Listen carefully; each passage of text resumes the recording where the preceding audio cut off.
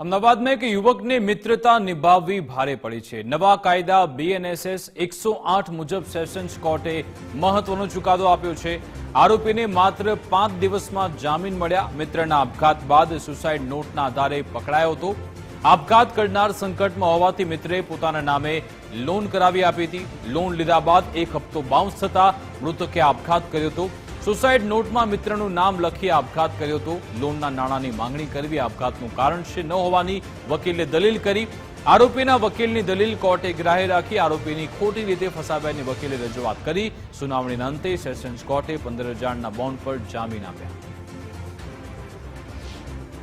આજે મૃતક છે ડેનિસભાઈ એ પ્રમોદભાઈને મિત્ર થતા હતા અને તેમને આર્થિક મદદ કરવા માટે પ્રમોદભાઈએ પોતાના નામે લોન લઈને આ ડેનિસભાઈને આર્થિક મદદ કરી, પરંતુ એનો અબજસ આત્મહત્યા કરી ત્યારે લોનના રૂપે ન ચૂકવવા પડે અને વ્યાજની ગણતરી થાય એ માટે તેનું નામ ખોટી રીતે સુસાઇડમાં લખવામાં આવેલું। નસીબ સંજોગોવશ કે જે આ ઇન્સ્ટોલમેન્ટના રૂપિયા હતા એ ડેનિસભાઈ પોતે રેગ્યુલર ચૂકવતા હતા।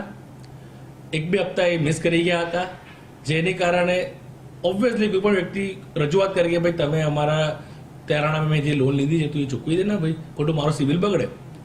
અને એ વાતનું ખરાબ લગાડ્યું કે બીજા અન્ય કોઈ રીઝનો છે એ વાતનું ખરાબ લગાડ્યું અને એની કારણે ભાઈ આત્મહત્યા કરી એનું નામ લખીને